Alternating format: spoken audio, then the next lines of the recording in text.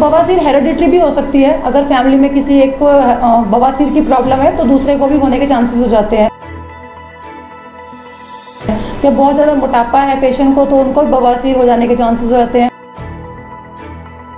हमारी जॉब इस टाइप की हो जाती है कि हमें ज़्यादा देर खड़े रहना पड़ता है तो उनको भी ज़्यादा चांसेस होते हैं बवासीर होने के।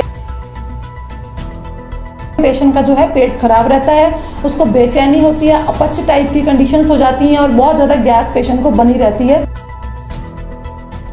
एलोपैथी में जस्ट आपको ऑपरेट ही सजेस्ट किया जाएगा और अगर आप ऑपरेट कराते हैं तो इसका कोई श्योरिटी नहीं है कि आपको दोबारा बवासीर नहीं होगी। आयुर्वेद में कि जड़ से इसको ठीक हो जाती है।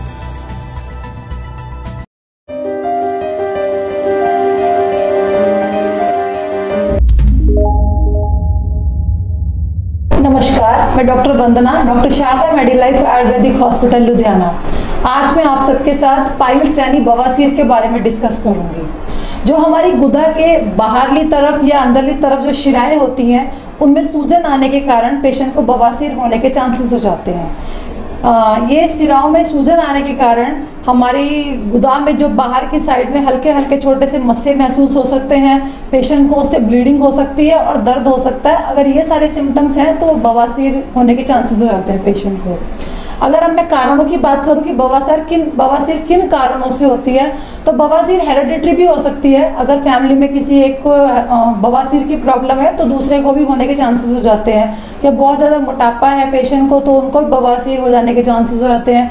जैसे कि आप सब जानते हैं कि आजकल हमारा वर्क या हमारी जॉब इस टाइप की हो जाती है कि हमें ज़्यादा देर खड़े रहना पड़ता है तो उनको भी ज़्यादा चांसेस होते हैं बवासीर होने के। या बहुत ज़्यादा हैवी वेट उठाने वाला कोई काम आप कर रहे हैं तो उनमें भी चांसेस होते हैं बवासीर होने के। और प्रेग्नेंट लेडीज़ में भी बहुत ज़्यादा चांसेस हो जाते हैं। या फिर स्टूल पास करते हुए बहुत ज़्यादा जोर लगाते हैं तो तब भी बवासीर होने के चांसेस हो जाते हैं। अब मैं आपको अगर स्टेजेस बताऊं तो बवासीर की 4 स्टेजेस होती हैं, जैसे first degree, second degree, third degree and fourth degree. तो उसी के अकॉर्डिंग सिम्टम्स जो हैं डिपेंड करते हैं कि कितनी सीवियर आपकी बवासीर है। तो पहले अगर कंडीशन की बात करूं तो फर्स्ट स्टेज में पेशेंट को ऐसा पता नहीं लगता है कि उसको बवासीर है, क्योंकि उसमें जस्ट हल्के से थोड़े से ही सिम्टम पेशेंट को देखने को मिलते हैं। जैसे हल्की हल्की उसको गुदा मार्ग में खुजली महसूस होती है और कभी कभी उसको स्टूल पास करते हुए ब्लीडिंग हो जाती है, जो कि 10 से 15 मिनट के अंदर अंदर अपने आप ठीक हो जाती है। अगर मैं सेकंड डिग्री की बात करूं तो सेकंड डिग्री के अंदर पेशेंट को हल्का हल्का मस्सा जो है महसूस होना शुरू हो जाता है और अगर उंगली से हम उस मस्से को अंदर करते हैं तो वो मस्सा अंदर हो जाता है और हल्की हल्की ब्लीडिंग भी पेशेंट को होती है और इसमें थोड़ा सा पेशेंट को दर्द भी रहता है। अगर हम थर्ड स्टेज की बात करें यानी थर्ड डिग्री की बात करें तो तीसरी स्टेज में जो मस्सा है वो बहुत ज़्यादा मतलब सॉलिड हो जाता है और अगर उसे हम फिंगर से प्रेस करते हैं तो वो अंदर की तरफ को नहीं जाता है और इस कंडीशन में पेशेंट को बहुत ज़्यादा एक्सेसिव ब्लीडिंग होती है और बहुत ज़्यादा पेन होता है। और चौथी स्टेज जो है वो कंटिन्यूसली जो मस्सा होता है बाहर की तरफ लटका रहता है और उसमें जो पेशेंट है ये मतलब बहुत ज़्यादा सीवियर कंडीशन हो जाती है। इस टाइम में आपको अपने डॉक्टर से कंसल्ट करना चाहिए, क्योंकि अगर आपको थोड़ा सा ही दर्द महसूस हो रहा है तो आप जस्ट होम रेमेडीज़ लेकर भी ठीक हो सकते हैं, लेकिन अगर आपको बहुत ज़्यादा एक्सेसिव ब्लीडिंग या पेन हो रहा है तो आपको तुरंत अपने डॉक्टर की सलाह लेनी चाहिए। अगर मैं टाइप्स की बात करूँ तो जो बवासीर है उसके आम भाषा में अगर हम बात करें तो खूनी और बादी ऐसे टाइप जैसे आपने सुने ही होंगे। तो ऐसे 2 प्रकार होते हैं। खूनी में पेशेंट को जो है बवासीर में स्टूल पास करते हुए खून आना स्टार्ट हो जाता है और जो बादी होती है बादी बवासीर में पेशेंट का जो है पेट खराब रहता है, उसको बेचैनी होती है, अपच टाइप की कंडीशंस हो जाती हैं और बहुत ज़्यादा गैस पेशेंट को बनी रहती है। तो ये जो हो गई बादी बवासीर हो जाती है। अगर मैं बात करूँ अब बवासीर के लक्षणों की तो बवासीर के सिम्टम्स ये होते हैं कि जब पेशेंट स्टूल पास करता है तो उसको बहुत ज़्यादा पेन और ब्लीडिंग जो है बहुत ज़्यादा महसूस होती है और उसको गुदा मार्ग पर एक गांठ भी महसूस होती है और पेशेंट जो है बहुत ज़्यादा बेचैन रहता है, उसको भूख वगैरह नहीं लगती है और उसको बहुत ज़्यादा कब्ज होने की शिकायत हो जाती है। अगर मैं बात करूँ दूसरे टाइप्स की तो बवासीर जो है 4 टाइप्स की होती है, इंटरनल, एक्सटर्नल, प्रोलैप्स्ड और थ्रोम्बोस्ड। जो इंटरनल पाइल्स होती हैं वो गुदा के बहुत ज़्यादा अंदर गहराई में उत्पन्न होती हैं, जिसका कोई सिम्टम देखने को नहीं मिलता है और वो अपने आप ही ठीक हो जाती हैं। उसमें जस्ट पेशेंट को हल्की सी खुजली वगैरह ऐसे सिम्टम महसूस हो जाते हैं। अगर हम बाहरी बवासीर की पाइल्स की बात करें तो बाहरी बवासीर में क्या होता है, पेशेंट को गुदा मार्ग पर जो उसकी बाहरली सतह होती है उस पर एक छोटा सा मस्सा महसूस हो जाता है। महसूस होता है, जिसके कारण पेशेंट को दिक्कतें आ जाती हैं, पेन वगैरह रहना शुरू हो जाता है।